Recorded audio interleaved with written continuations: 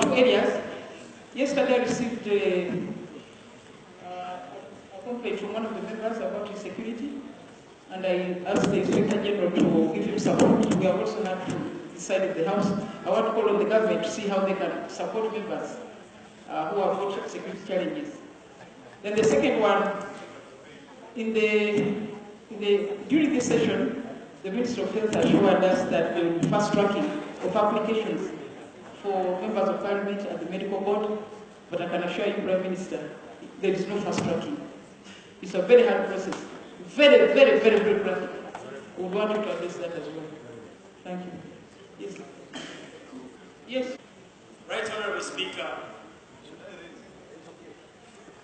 I stand here basically to raise an issue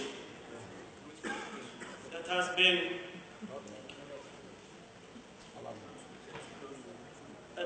seen the entire country largely awash of the same. Madam Speaker, in the last almost close to a month now or so, Uganda has been reading, watching, following a very critical matter where the Minister of Foreign Affairs has been accused of having participated in bribery at an international level while he was serving as President of the United Nations General Assembly. Right Honorable Speaker, in the 9th Parliament, we raised issues to do with the oil sector here. And we had a very hot debate in this House. Many people say, oh, Honorable Karahanga is saying unfounded statements. Right Honorable Speaker, in this very Parliament, the 10th Parliament, I raised similar issues. Right Honorable Speaker, again, issues were raised shortly before the election of the Honorable Sam Kutesa as President of the General Assembly over his credibility and integrity. And who are saying that Uganda is not short of men and women of credibility, of integrity, that would certainly fit in that position. Right Honorable Speaker, the Minister for Foreign Affairs is largely in charge of Uganda's international public relations. If, as it is stated by the courts of the United States, in the public document, because court documents are public documents, that indeed he participated, that indeed he has a challenge now of actually traveling to the United States, that indeed he solicited a bribe of 500,000 US dollars, which is about 2 billion shillings, and obtained the same, that indeed he lied, that he was executing UN functions on behalf of the UN and Ugandans as a Foreign Affairs Minister, basically abusing that office. That indeed, if the same minister lied that he had established a non-government organization that was supposed to receive that donation. I think you are now going into the merits of the issue. I'm summarizing right now, Speaker. Yes. Right Honorable Speaker, if I may conclude, by just raising two issues. And then I would make my final remark and request this House, Right Honourable Speaker. Right Honourable Speaker, two issues have really come out so pertinent that I would request the Honourable Member to make a personal statement.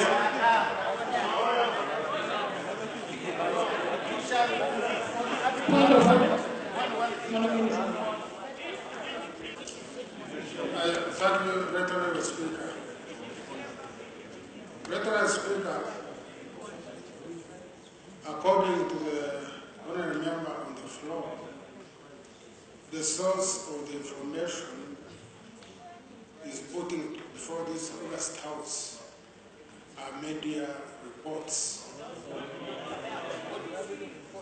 That's what he said. Media reports that he alleges have been awash the entire press and country in absence of an authoritative and formal official document regarding the matters the honourable member is raising.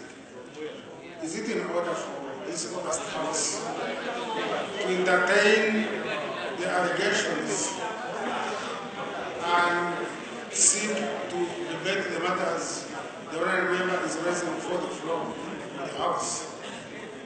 Can this House, media reports of whatever nature, to debate and consider a matter, is it in order, Madam Speaker? Honourable members, I will keep the documentation and I'll give a ruling tomorrow. Thank you very much, Right Honourable Speaker, for your answering. As I conclude, I'm referring to, Right Honourable Speaker, is a court document. This is the case between the United States of America versus Shipping Patrick Hall as defendant. And therefore, I have seen also the Minister of Foreign Affairs issue a statement referring to the same note denying this information I'm presenting here. I have also seen a communication by the United Nations General Assembly commenting about the same note denying this case and these issues I'm raising here.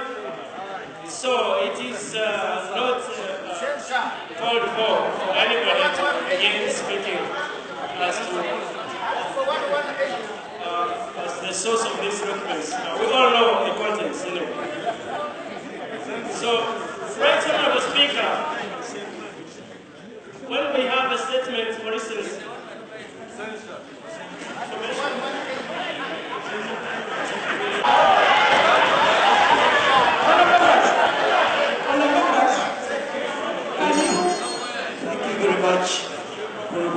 for giving way. Right Honourable Speaker and members, the issues being talked about are matters of grave public importance to this country. And I would have expected the Attorney General to have come to this House to clarify on the matter. Now that he did take the opportunity, we cannot have a person who goes to the United Nations to represent Uganda as the President of the United Nations General Assembly for the 69th session of the Assembly. And an indictment, these are court indictments, Honourable Minister, and indictments to the effect that the Ugandan Foreign Minister solicited payment from Hope, purportedly for a charitable foundation that he wished to launch. He caused the NGO of Hong Kong company to wire $500,000 to an account in Uganda designated by the Ugandan Foreign Minister through a bank in New York.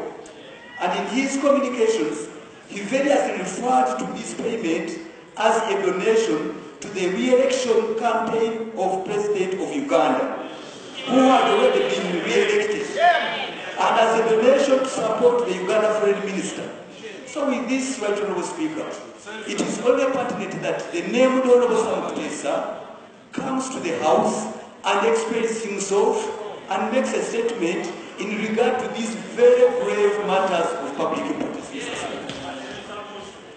Second to that, we as Uganda, the moment we sit down and we shall all be culpable for that crime, we are all not corrupt. We are not all beneficiaries of the solicited money. And Right Honourable Speaker, if government has its word, we said one of ours, who was arrested and taken to Narufinya just for 5 million allegedly.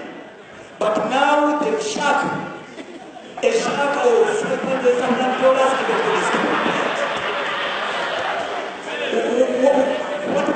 What more crime? Tawafuzachi was the minister in this government. And this one is being protected. Nobody is raising his head here. Right Honourable Speaker and members, enough is enough. We are not all capable, we are not all guilty of these crimes. To have a foreign minister who cannot travel to the United States right now, and he is the chief diplomat of this country, Right Honourable Speaker. And to put the name of the president into disrepute, to put the name of the president of this country that they solicited bribes to finance the re-election. Right Honourable Speaker and members, I'm personally not beneficiary of that bribe. And I know members are equally not beneficiary of that bribe. And once things are done right, it is only proper that for us to regain our sanity as a country, to regain our image as a country, to be trusted internationally, we shouldn't keep quiet about this going on and this crime to go unabated.